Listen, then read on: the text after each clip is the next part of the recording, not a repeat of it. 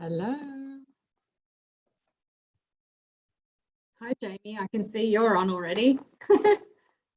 How are you?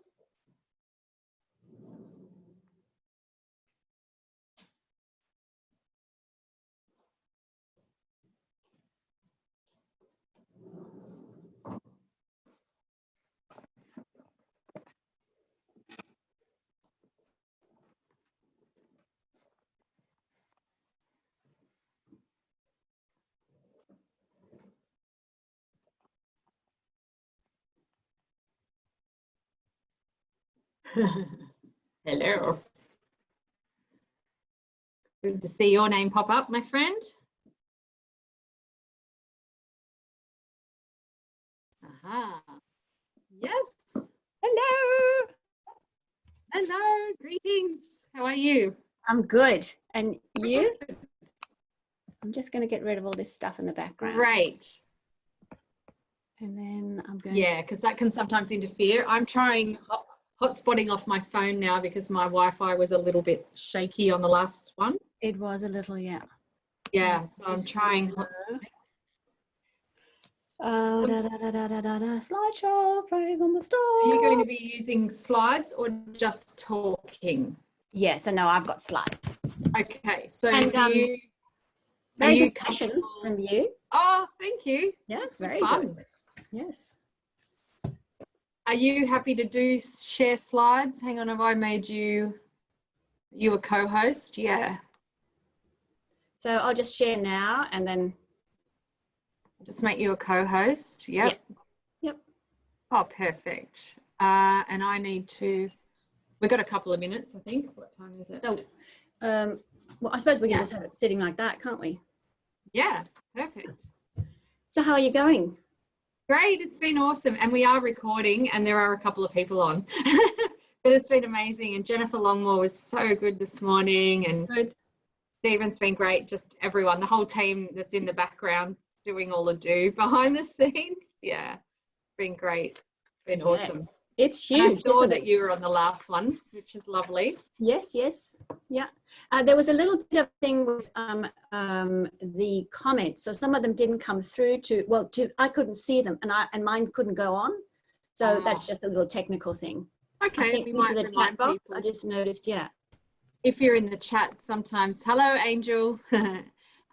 Sometimes people forget and they just reply to all attendees rather than to the facilitators or whatever. You need that could be what it is. Yeah. Yeah, you have to reply to all panelists and attendees if everyone wants to see everyone's comments. Okay.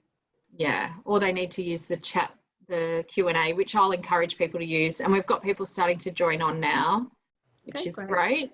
I'm just going to, or maybe I'll wait. What time is it? Go live into Facebook. Yeah, I'll just wait the 5 minutes. Yeah. Yeah, so you're using a presentation. Anything else that I can do? I've got a bit of bio and I'll introduce you because I know you. Yes, thank you. No, I mean, I had, initially, you know, when I sent you that email this morning done for, you know, something for breakout rooms, but we'll just use the chat. That's great. Okay. Yep. Yeah, great. And we can bring someone on audibly if we want to. It's just a bit of mucking around. Yeah, no, let's to hear their voice. So we'll use the chat or the Q&A box at the bottom then. And I'll keep my eye on that because probably on your screen, you'll mostly see your presentation. Yeah, that's right. Yeah, that'll be super. Thank you for that. And just prompt for when anything comes up. Yeah. Wow. So it's a huge week, huh? Yeah, today I'm grateful is a little bit more subtle, but the other days are not. Yeah. So you have what, 4 or 5 on most days? Is that how many? Most days we have 7, 8, 9. So like tomorrow and the next day is like 8, 9. Yeah. So they're just like back to back all day. So yeah. Wow. Fabulous. That's fantastic. Yeah. I know. Fitting 40 people in. Yes. And so are you thinking you might then put all the presentations and do kind of a program? Yeah. Good idea. Yeah, we may use them as a podcast. Yeah. And then also anyone who's registered can get the recordings then. Yeah. Yeah. Good. And it also streams into the Facebook group, so people can go back and watch there as well. Okay. And so I might be looking down now and then, because I'll be monitoring the group and making sure if there's anything in the Facebook group that people ask questions, that I can support them and let you know as well. Yeah. Sounds good. And where are you sitting? I'm actually in a house, not in the tiny house right now, because the tiny house, it was raining this morning and that's where I was going to be, but it's a tin roof and it's insulated, but it's a bit noisier.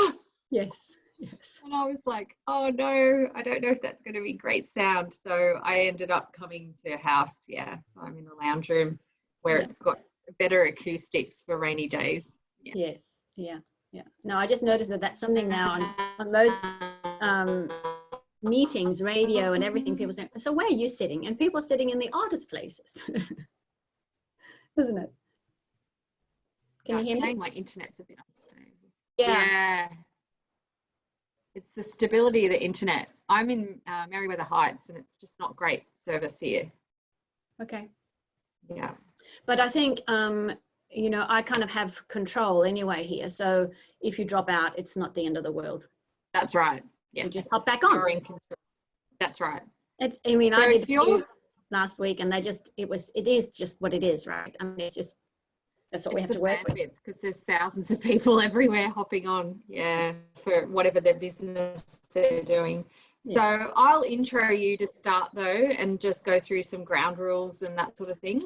Yeah. So I'm going to hit record into the Facebook group now. Okay. Awesome. So it just takes a minute to connect it all. And how are you doing that? That's very fancy. Yeah, you do it through Zoom, okay. But it's just, I've got to make sure it goes to the right group. Yeah, right. Which is great because they'll see your screen and everything then. Okay, super. So it's just getting ready to live stream. Mm-hmm.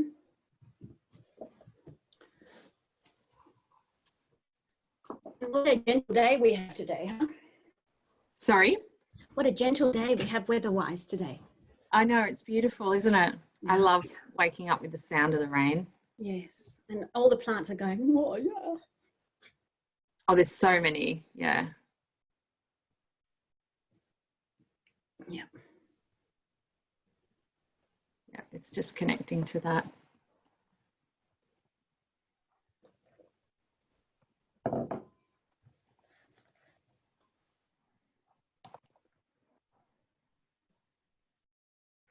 Yeah, it just takes a minute to get onto the live stream.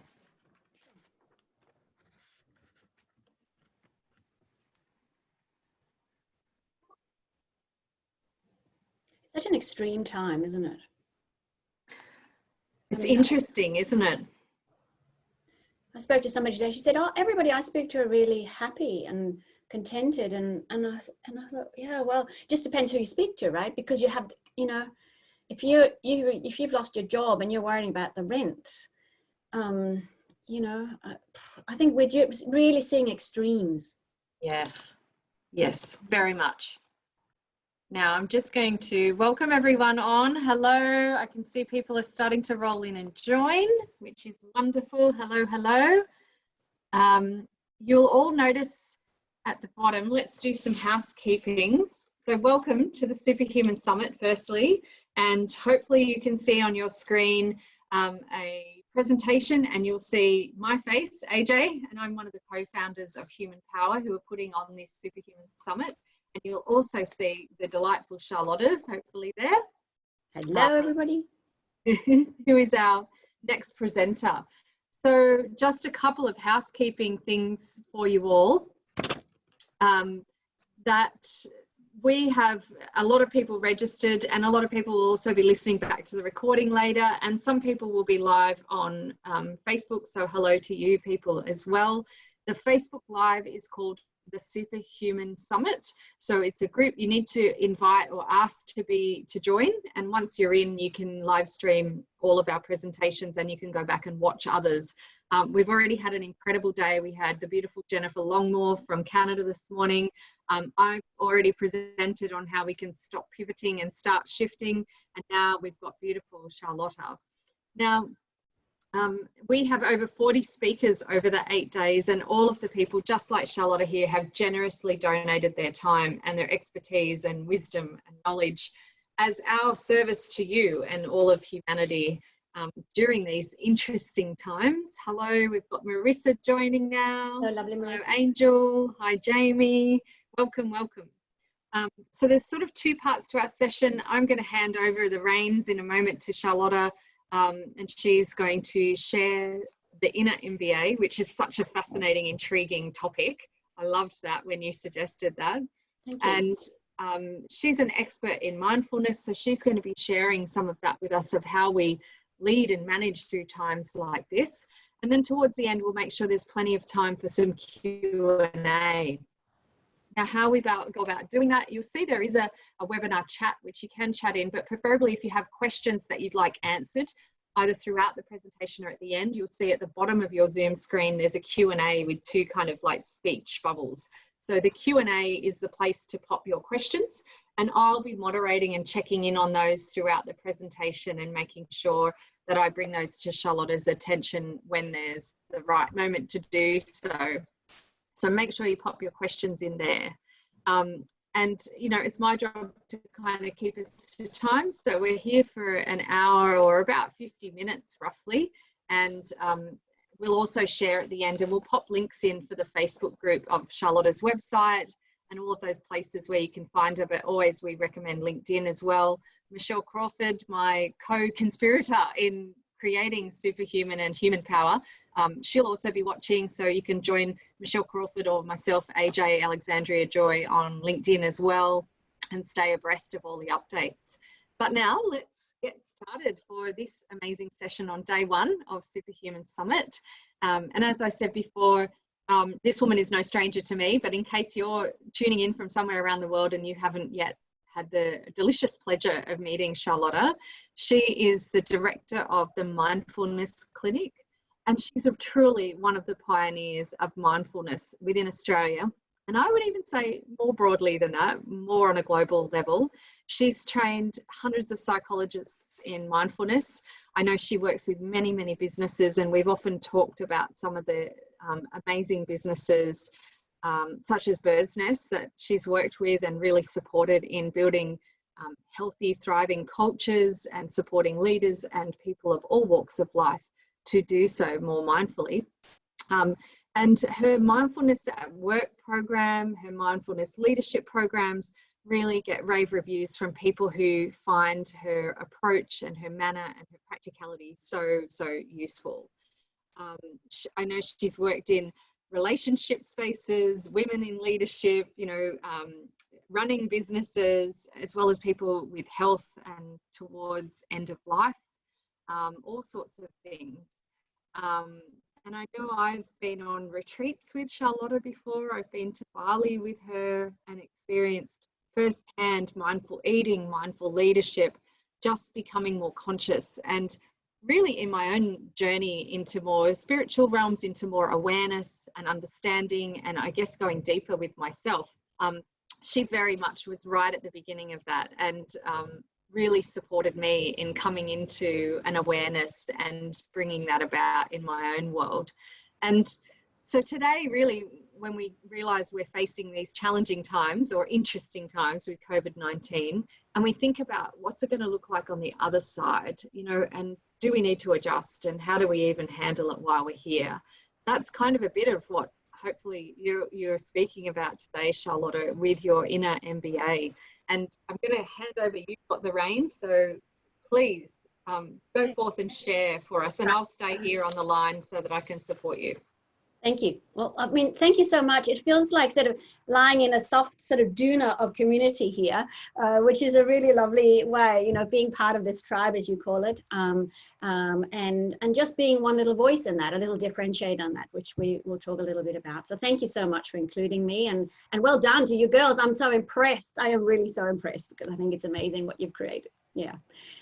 The inner MBA came from because I was doing the MBA at Newcastle University, and as the foundation module for that program, and also some work with Monash University in Kuala Lumpur. And I thought, you know, it's actually an inner MBA. It's actually mindfully based awareness, because people loved it because there was such a need for it. So I'm not actually sharing anything new. I'm just sharing what people already know, and it's a homecoming.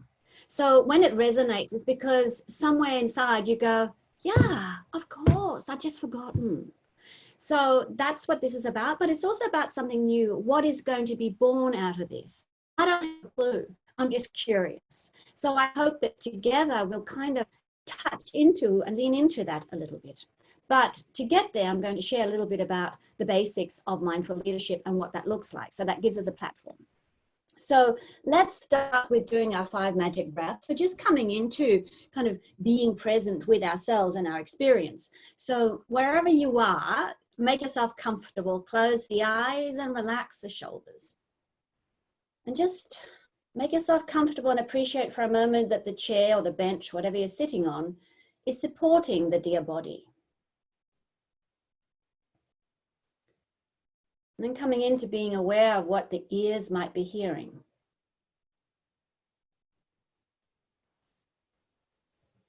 And be curious around the space upon which the sounds arise. You might even be able to sort of flip backwards and forwards. The space and what emerges on the space.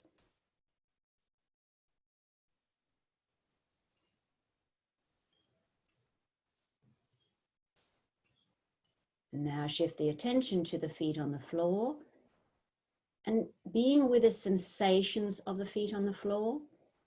So not thinking about the feet, but being in the sensations, and see if you can maintain your attention there with the sensation.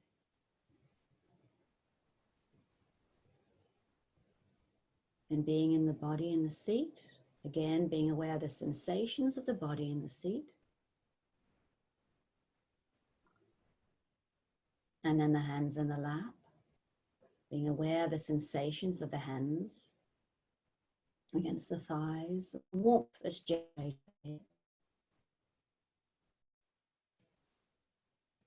And now come into observing the breath, and just observe it from that perspective of the body is being breathed. And tenderly allow the attention to just rest on this breath, as if it's just riding the wave with the breath.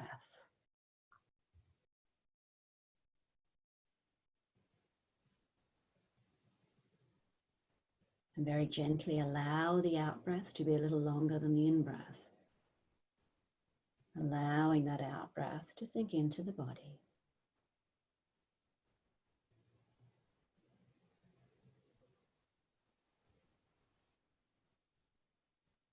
And allow it to sink a little deeper.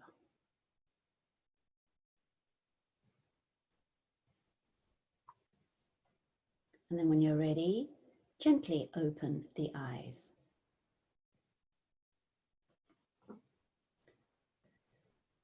So you may notice a shift in system, a shift in perception, and we often call it the little reset. And of course, you can do that so many times during the day to just come back home in effect, right? So we just call that the 5 magic breaths. And you'll find lots and lots of resources on my website for meditations. So this session, we're looking at where we come from. Well, not to say that these men, Churchill, Roosevelt, and Stalin were particularly good or advanced or conscious. Saying what we have now does look a bit of a mess. and and where might we be going next? Because they do kind of represent us, these leaders that we elect. And appreciating also we have some particularly amazing women leading in the world at this point that of course are a counter to this insanity, who are bringing tenderness and love, clarity and strength into the space and really showing us a new way. So what is going to come that, and is that the new way? And I'm curious about what is emerging. So have a little look for a second.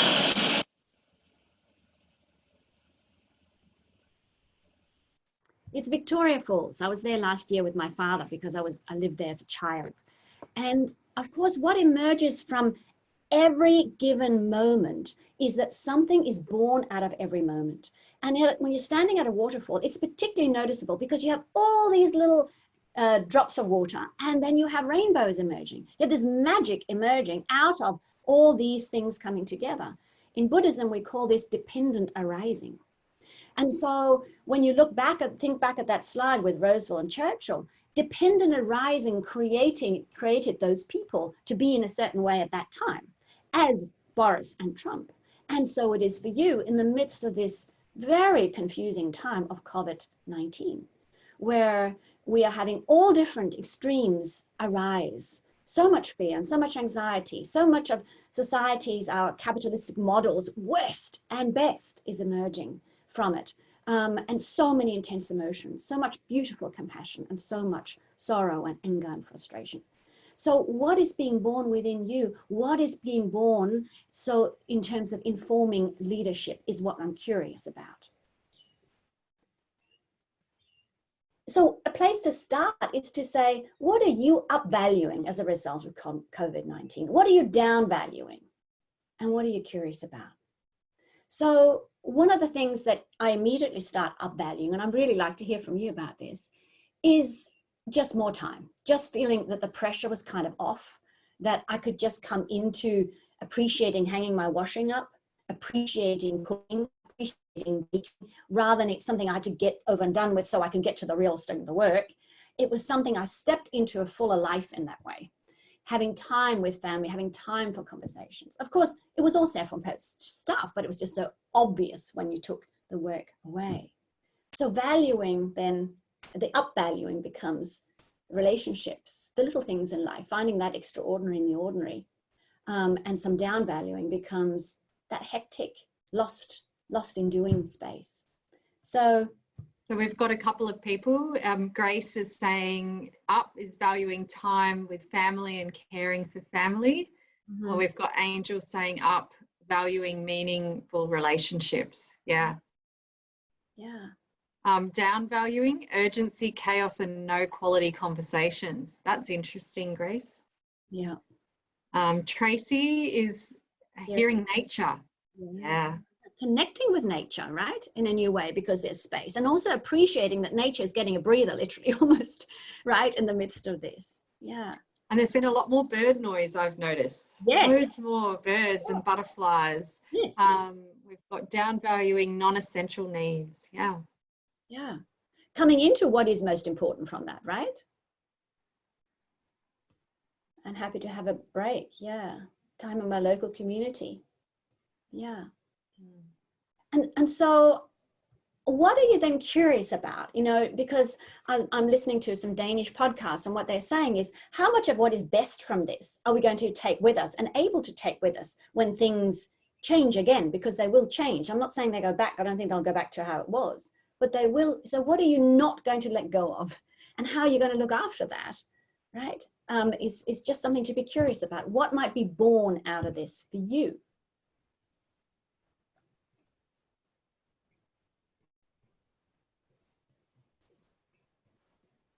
So we've got Linda is enjoying having time to work out what I want to do instead of caring about others' needs. Yeah. What else? What are other people curious? Into more agency because there's more space, right? Not being lost in our old habitual patterns. So there's such an incredible opportunity for more consciousness, isn't there? For really knowing, being curious about our addictions, taking time to reflect. Yeah. Yeah. Feeling less guilty about doing nothing. Beautiful. Just being. Mm. New perspectives on essential. Yeah, I'd love to hear more about that, because I think it's such a rich thing about what is being born out of this, just like the rainbow at Victoria Falls. Yeah, thank you. And keep them coming. I'll just sort of keep going now with looking at kind of, you know, I really like this idea of developmental levels. You know, it has been something we've kind of dialed down, because it's not about saying something is better than the other, because we have all levels in us. And you probably all have heard of Maslow's hierarchy of needs. We know that, you know, if our safety is threatened, then of course, you know, we regress back to that, irrespective of how high we might be functioning normally. So it isn't about good or bad, but it is about awareness of the kind of the developmental levels. Because one of the things that is so clear from this is that from where you are on this rung, you see life. So if you listen to Trump's speeches, for instance, and he speaks about this COVID-19 as he has a war against it. That's all about safety and power. So he sits in these lower realms. I mean, that's not a great surprise, right? But that's what, and that also is what he appeals to. And if people are feeling scared, that's where also we need to speak. That's what we need to speak to, which is interesting, right? So we have these developmental models. But I actually think now that something beyond the turquoise is ready to be born. I've just taken, yes, war versus surrender, says Dana. Yeah, thank you. So I've just kind of made it in a very, very simple way around consciousness. So this is my little model. It does follow, of course, Ken Wilber and some of the others in some ways. But if we say we have at the bottom level of consciousness, we have just mind and matter fusion. So we're not very aware. We're just sort of we're just a little human or a cat or an animal. We just do, like, as we're programmed to. And there's little light, if we use you know, the beautiful song Hallelujah, or the cracking of the bell, isn't it? Then we have mind over matter, and we go, well, my mind is going to tame, if you will, nature and the body. I am going to, with my will, drive things through. And so this is when we destroy nature, because we tame it. We're not in collaboration with it. We're taming it, we're managing it, and we're doing the same with other people. So we're in a human doer and human manager, as disconnected, if you like, from, because I'm imposing me on this. And then we start to come into mindfulness. So then this awareness of mind, human being, and leading rather than just managing, if you like, leading not just for a direction, but leading in terms of consciousness. And then awareness of consciousness, which gets a bit confusing, right? So the pure being. I'm really very open to hearing you, because I'm just playing with this, to be honest. I don't have a clue, but I have checked in with my experience a lot with this, and I'm just curious about this. You know, this is just kind of put together. It could be that it gets significantly refined. So let's start, you know, we won't look at the matter over matter, or the fusion, but just coming to the next one about mind over matter, where we tame our bodies, nature, our own nature. We look at duty. This is what we should be doing. We ignore our need perhaps to dance and to have joy. We ignore it because it's about suppressing it and doing the right thing. We're very guilt and shamed heavy. We addicted to more, bigger, faster, more efficient, and that's justification for everything. If it's more efficient, that's kind of it. We look at, from that, we have an autocratic leadership. It's a controlling, and underlying motivation is profit, wealth, a legacy, good life for the cleverest, hardest work. We believe that if people just work hard and you're clever, then you'll win. In other words, those that don't, they must be stupid and lazy, which of course is a terrible model, because it's so not true. But it leaves a lot of depression and anxiety and sense of failure and disconnect, which of course we're seeing, for instance, in the US. And the next level up is awareness of mind. And this is, of course, where I've been working in for the last 12 years, which is really in the mindfulness space of being aware of and getting to know our mind. So this is when we come into being a human being and knowing that who we are matters. And it came out of, I think, some things, for instance, around, I mean, there was an amazing study in Sweden, 3,122 people, a research over a 10-year period. And it showed very, very strongly that those that had a good boss, and there was somebody who was leading with clarity and with kindness and fairness, that they had much fewer heart attacks than those with the bad bosses. So we started to go, there's an effect on this. There's something in this. So the push then came from leaders to be self-aware, and from that to self-manage, and from that to lead and to lead others.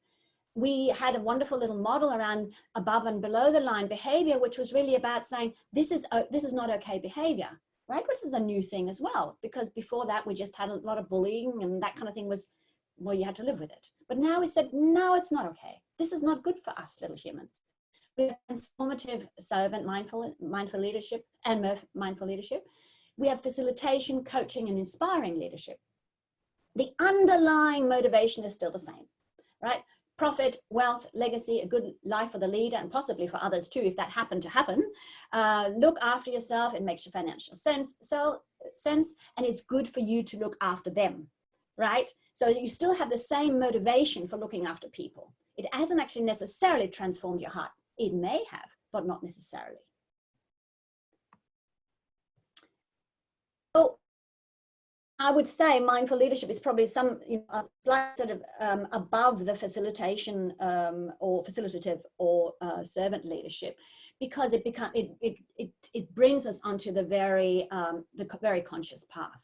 And I've defined it for a long time, and we actually, just to sort of go back for a moment, mindful leadership is an integration of mindfulness, science, and research. And for me, it is Posner and Kouzes' work around the leadership challenge. So it is that integration of these 3 modules. And that's what we're rolling out, when we do it as part of the executive MBA. And so a question for you, Charlotte, at this point, is it a progressive thing? Can you jump straight into mindful leadership, or do you need to kind of go through the layers? What's your experience there? Yeah, such a good question. I think there are skills in each of them that will give rise to things. So I often go into, if you sort of look at most of the developmental models, they'll have facilitation coaching as the time when we shift from just managing and profit focus into a more sort of conscious way of operating, where it is about really enhancing everybody for the sake of it. So I think skills actually help us to get us up there. I think, yeah, and also they bring us down if we don't have them. So you might have mindfulness awareness, but if you don't have the skill to have the conversation, you don't have the skill to do it, you're still kind of, lagging in a way. Yeah. Right? Great. So mindful leadership is sustainable and conscious leadership. It's involving ongoing learning and reflection, self-awareness, and self-management. That's kind of it in a nutshell. It cultivates who you are, enhancing your qualities of leadership abilities. There is no point in being a leader if you're not living well. Why would you do it? We need to be enjoying the ride and to be unconscious on the ride. So it gives you the skills, practical tools, and abilities to manage your reactive self. And we'll talk a little bit about that. So inspired also when it came to mindful leadership was really say, let's go back in history and look at what are the key things that have been there all along, and that all good leadership material will refer to. I say good, because we go in fads of now this is important, this is important, this is important. But what is consistent throughout time? And I went back to the Chinese and the Greeks, and there was 3 things that come through. And whether you look at Stephen Covey, Maxwell, whoever you look at, Peter saying it, you'll find these. And the first is delayed gratification. And that really is about things like not saying something when you know what you're going to say is not particularly kind or wise. It is also knowing that I really want this, but it may not be the best thing, so I'm going to just breathe and dial it down. So it is really 101 of self-management, right? And it's also about not just gratification, but also what we don't want, right? So it's managing ourselves out of the basic desires of avoiding and wanting. being able to see longer term effects of things, having the big view, not necessarily knowing, but at least be curious about it and taking responsibility for the possible effect that how I might be influencing things. And then being able to quiet the mind, right? So being able to know that, whoa, whoa, whoa, whoa, I'm losing it. This is not the time to make a decision because I need to be calm. I need to quiet the mind in order to give careful consideration to this very important issue. Just noticing that somebody is asking something. How can we integrate all these together? I assume they're meaning, so that the levels, the thing is, can you hear me? I think you typed it when it was on your previous slide as well, where it did have servant leadership and mindful leadership and all of them together. So yeah. Yes, that's right. So it's a great question, because there are times when we have to revert back to the safety, right? Like we have seen now, there are times we have to revert back to this. But in a way, we don't come from that. So our job is to know when to apply what and do it from the being state rather than merged with the state, if that makes sense. So if here's an example. So if I know, for instance, that now we need to get out because there's a fire, right? I might borrow that, everybody, come on, everybody, darling humans, we need to get out. But I'm not doing it with hatred. I'm not doing it to manage. I'm not doing it to control. I'm doing it from a love and protective perspective. So I'm still in the being doing, if that makes sense, right? So the key thing is we will borrow and from these different levels, of course, and we need to have them integrated in all. But the thing is also that's so interesting is if you see them as rungs on a ladder, from each rung you stand on, you see a different perspective. So when you are on the highest level, you see that perspective, but you also know that perhaps the perspective of the person you're talking to is here. So how do I then speak to that? So if you want more on this, look at Ken Wilber's amazing work, because what he also talks about is every next step on the ladder has integrated the elements below, but not the other way around, right? So as I grow, I integrate all of these, and that means I know you when you're crying about your broken heart. I know it, and I can speak to that. But I'm speaking, and I can get to that level, if you like. And it's not about, it's really important to know, it's not about better or worse, but it is about movement of these. And as leaders, we want high consciousness. Right. He said, thank you. Thank you for that. And I think that really explained it. And I know myself, I've heard Carol and Miss talk about that as well. And having that, almost imagining if you're at the penthouse, that if you want to talk to someone on the ground floor, you've got to be able to get back in the lift and speak to them at that level. Yeah. And so that means also coming, which I think is so important, why this question is so important, that we always have to come back and manage these things. Ken Wilber many years ago plowed through 2,000 years of looking at how do we propel enlightenment. And what they found was the key was to stimulate all 4 domains of being human equally. So the physical part, the emotional part, the mental part, and the spiritual, because that you do not is going to become your nemesis. So if you don't look after your body, then you won't have the energy. You want to sustain yourself. If you don't have the emotional intelligence, you'll keep getting caught in muck.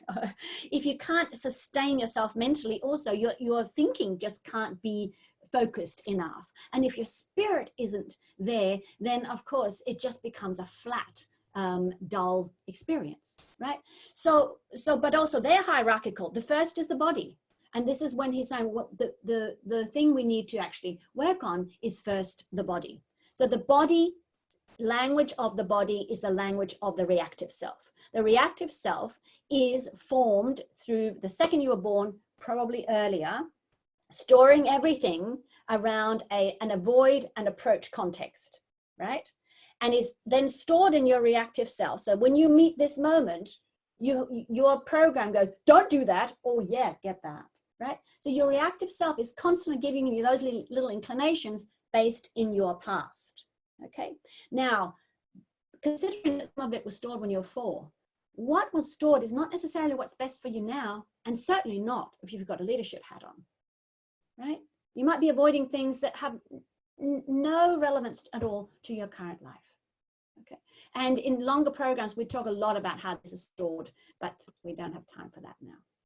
So the other thing that to just sort of share briefly is to know the two tracks that we function in terms of the brain behind this, because that's also what this kind of developmental level has given us, is an incredible richness when it comes to neuroscience.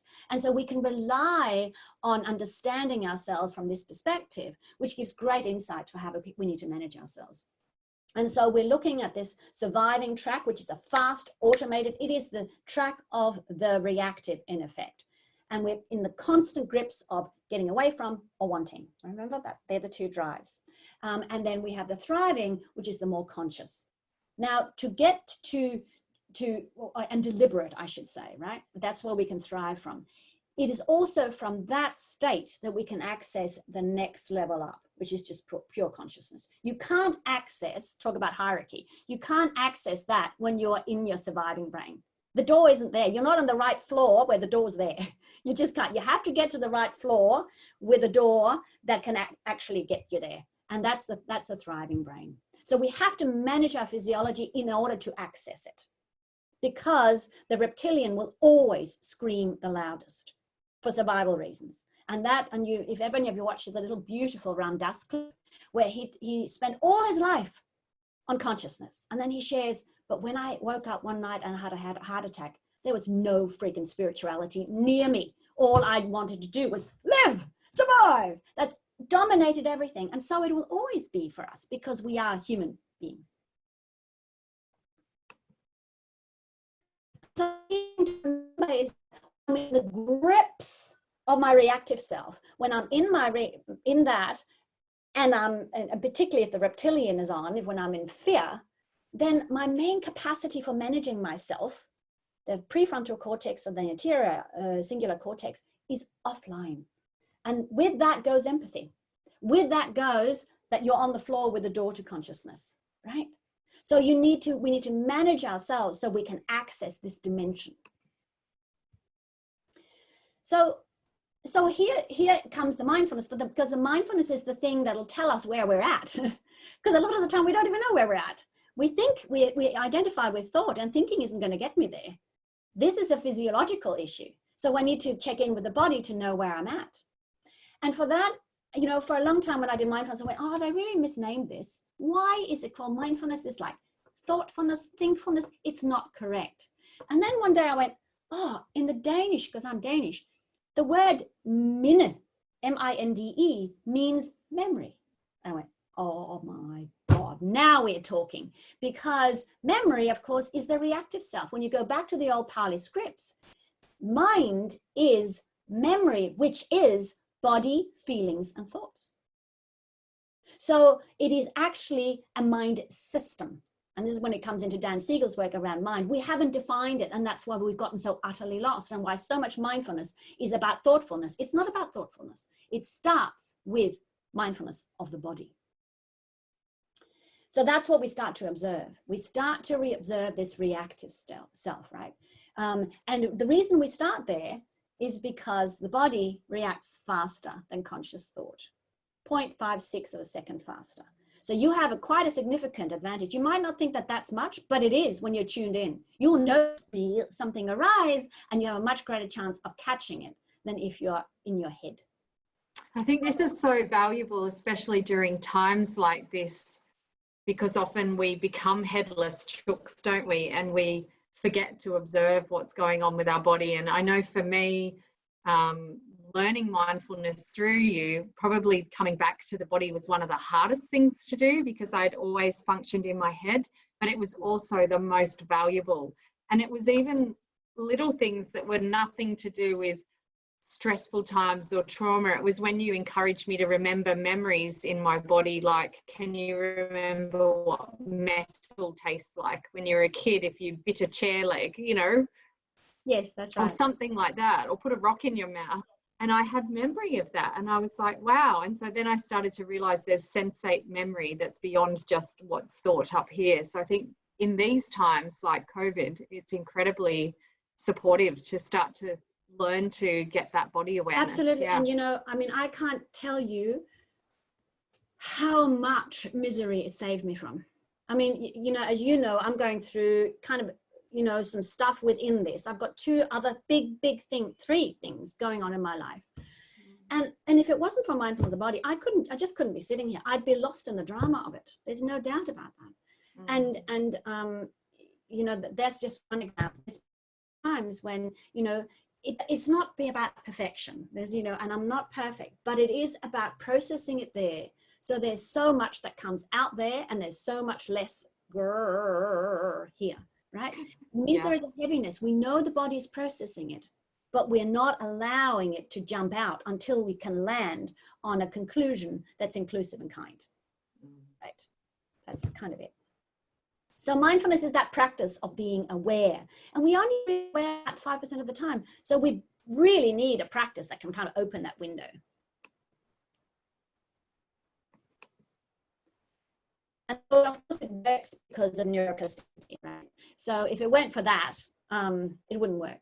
And I'll share one of my favorite stories about the 89-year-old who, it was a guy who was out from the US, and he was sharing the story about his mother, whom he said, you know, she was a typical Jewish mother, always whinging and complaining.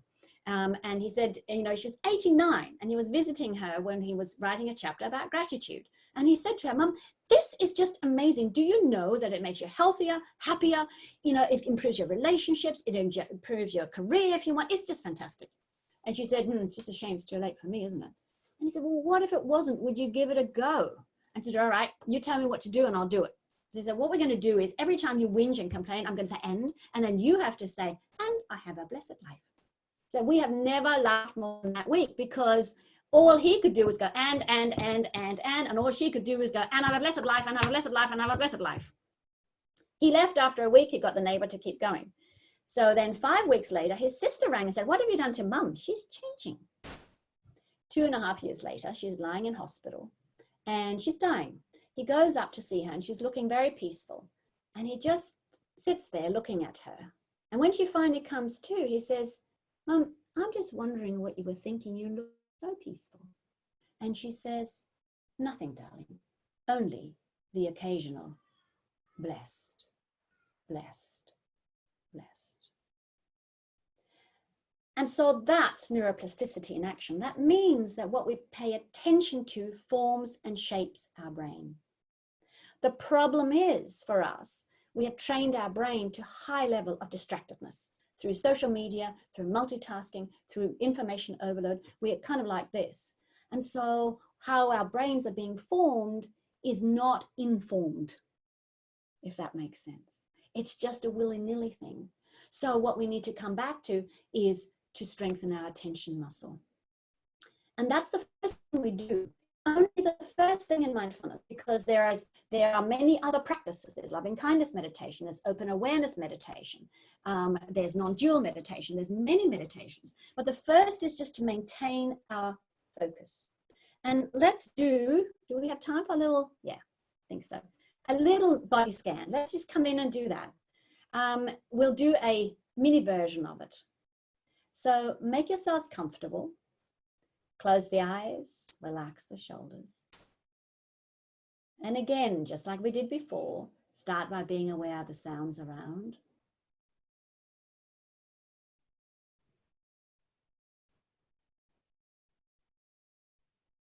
And now be aware then of the feet on the floor, sensations of the feet on the floor. Coming into being aware of the body in the seat, the sensations of the body in the seat.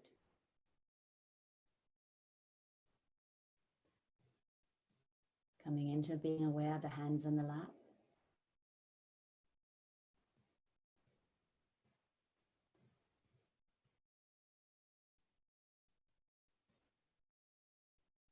And now being aware if there's anything within the body that's needing your attention.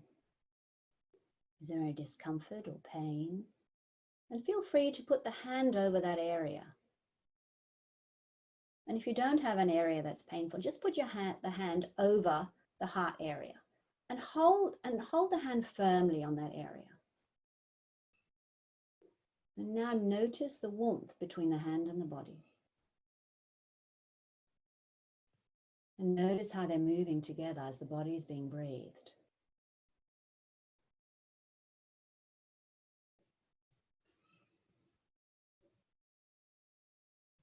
And now be curious around the awareness of just the space of the body. Where does that space begin? Where does it end? You might notice that the space is much wider than the body matter, the body form.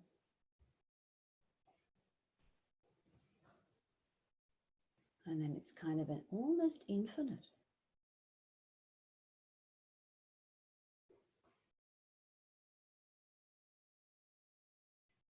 And now just relaxing the hand. And when you're ready, gently open the eyes.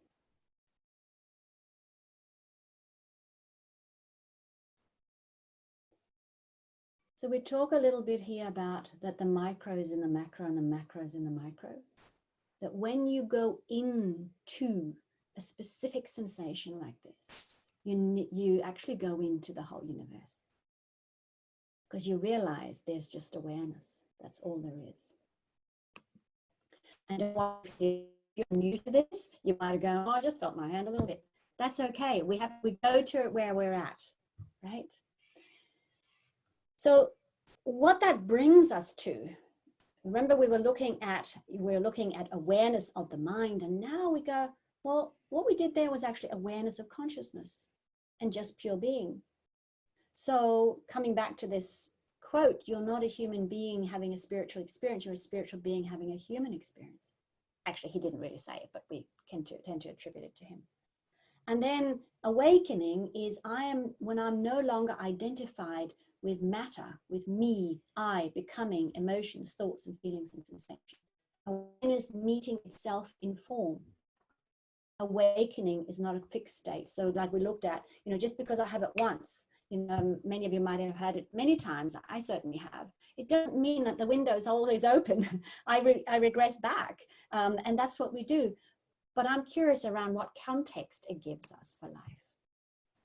So another way to say this, it's, on a very nitty level, you can see how you can check in with what is my relationship with this moment, right? Am I saying yes to this moment or no to them? Can I be at one with a moment? And then as soon as you greet the resistance as well, when observing resistance with, oh, interesting, oh, funny, then you are again present with resistance to being present and still present. That's when awareness meets consciousness, and that they're all just arisings in form, in effect.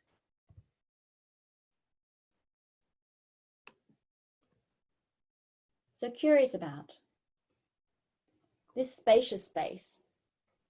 What does this perspective bring to you? What might change as a result? What becomes our focus? What might it mean for leading? For me, one of the things where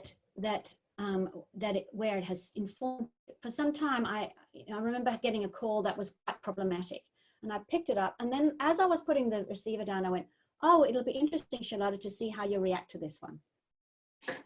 Right? So in other words, that's just the mindfulness, being curious around what is going to arise in this, right?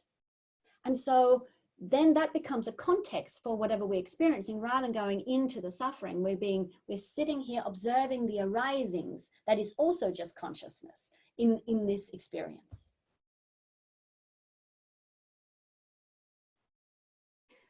And so does anyone want to jump in and put their thoughts around this? Charlotte has posed some questions here. What might it mean for us in leading? What does this perspective bring? And just hopping into the Facebook group, we've got people just really liking what you're presenting, and particularly the part that awakening is not a fixed state. Yeah. Yes. Yeah. Yeah. Yeah. If it were, then we'd have it once and we'd be off in the clouds, right? Yeah. So I might go to just, you know, because people might have some questions about that, to kind of look at how do we ensure that we do well as we travel through this. And like I shared with you, I have some big things going on, and I am not thinking ahead, I can tell you. I am just with this and what is emerging out of it.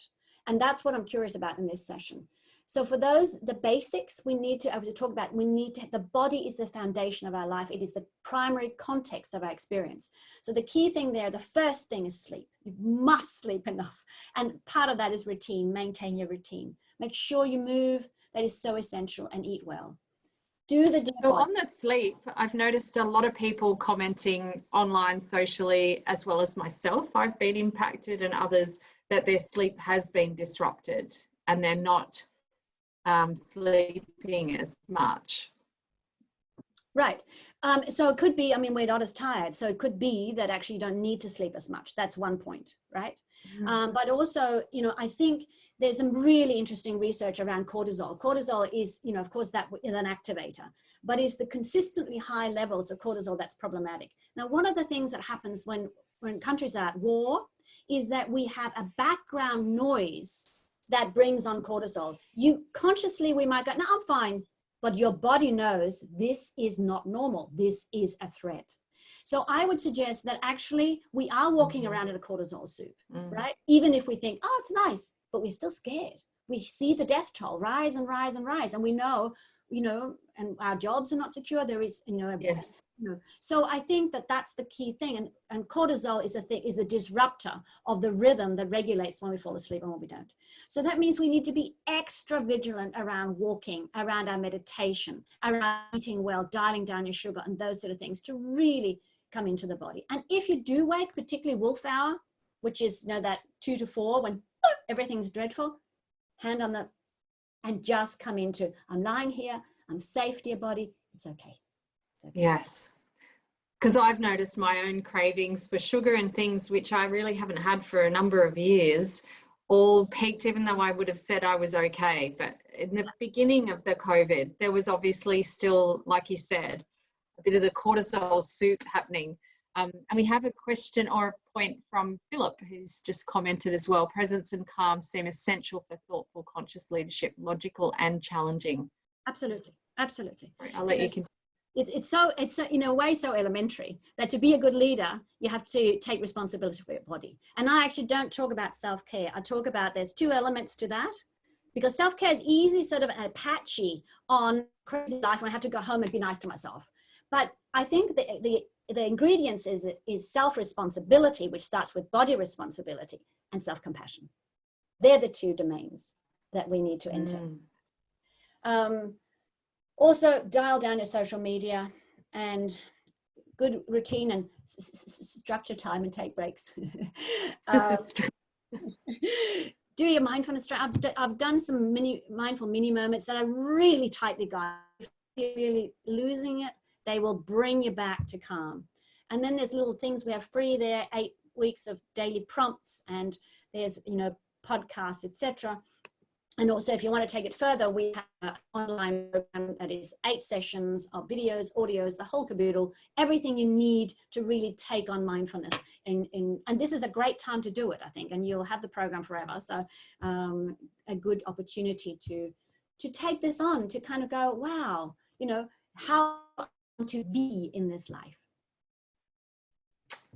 Beautiful, so magical. And so please, people, take advantage of what Charlotta is offering here. And it's not an 8 sessions of video, audio and workbook. It's 12 years of your experience and expertise, and many, many years of all the teachers and thought leaders and people who you've learned from as well that go into that. So it's one way to really absorb the greatness that you've been sharing today. In the Facebook group as well, yes, a few people have said sleep has been disturbed for them as well. We've got that. I love the ideas that our bodies know even before when we're not aware. And how can we best show compassion to our leaders who may not share our values? That's a great question. Yeah. So one of the things is that, you know, we and others don't know what we don't know. So ignorance brings on compassion. And we understand that our leaders are ignorant like we are, and some a little more perhaps.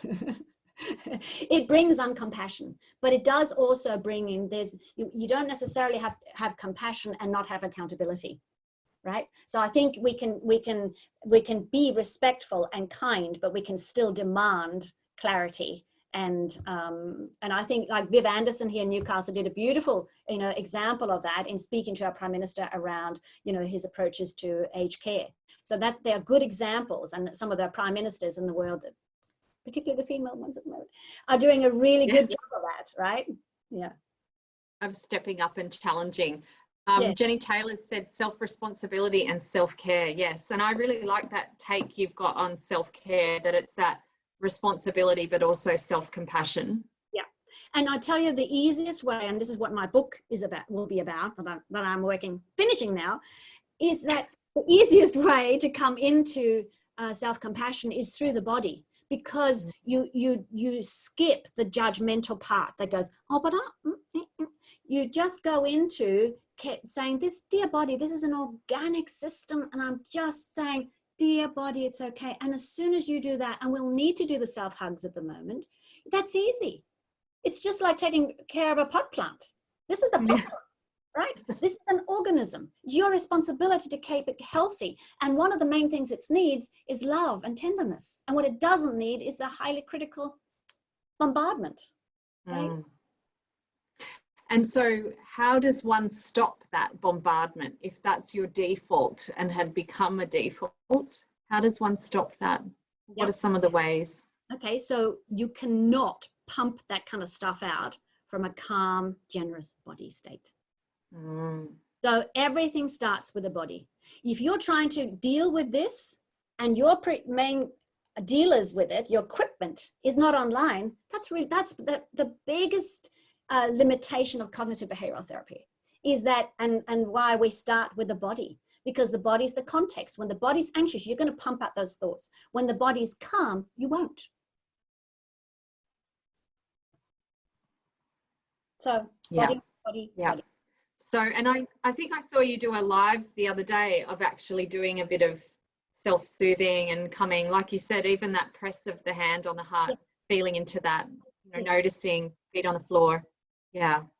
And also when we're in the body, we're in present. When we come to our senses, we're present. There's no anxiety that can be generated in the present. It's generated with the idea of the future. Right. Right? Yeah. But it's on deep levels, because it's not conscious thought.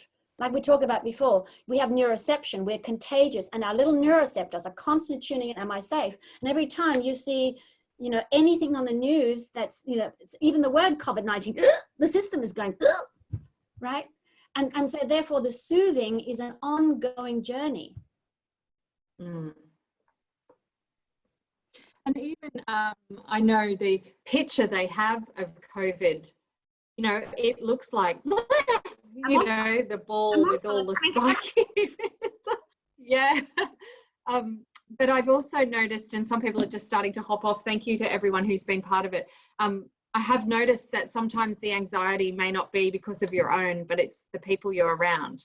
So it can be challenging. Do you have any recommendations? Because some people are actually in isolation with their family, and it could be a family member who's incredibly anxious, and so that could be making you feel that way too.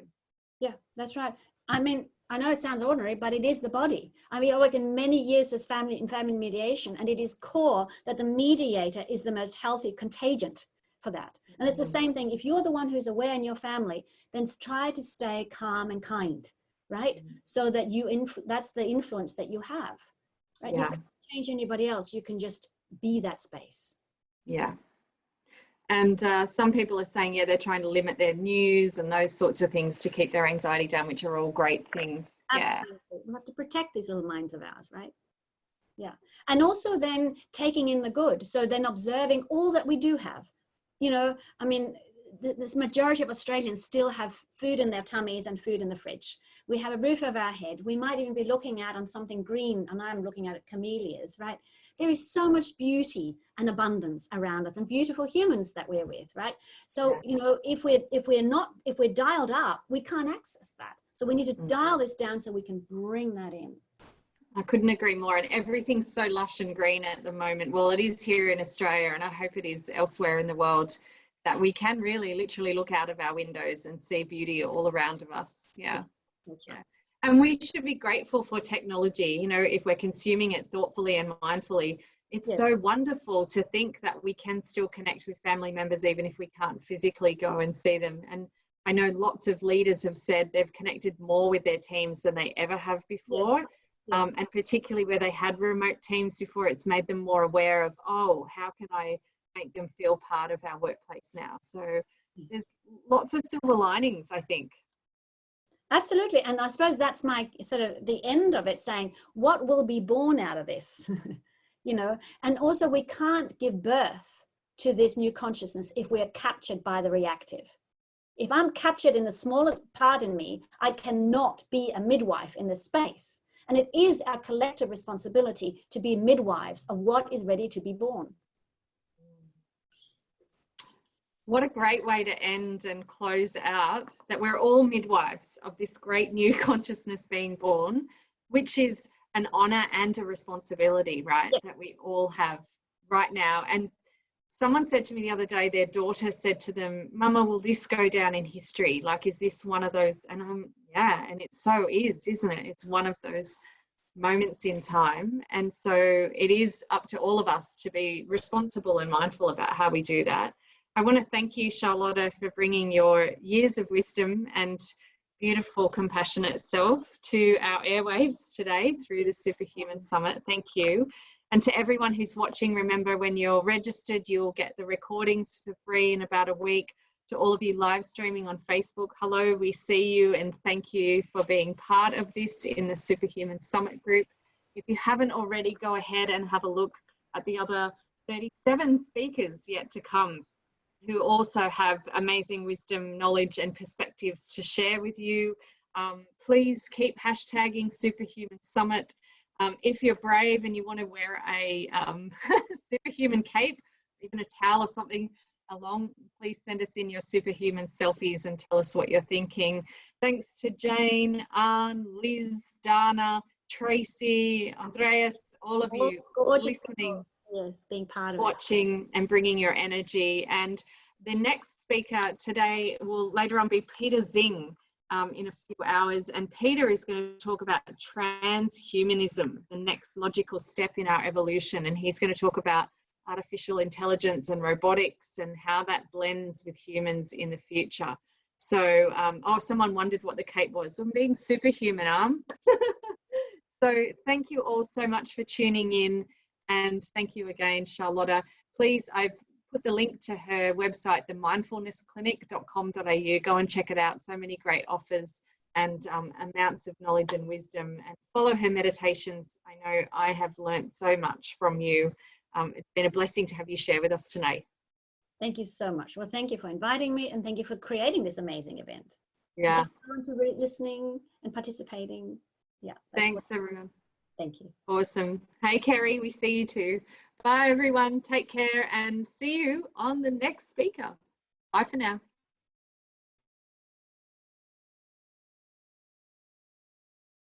Awesome.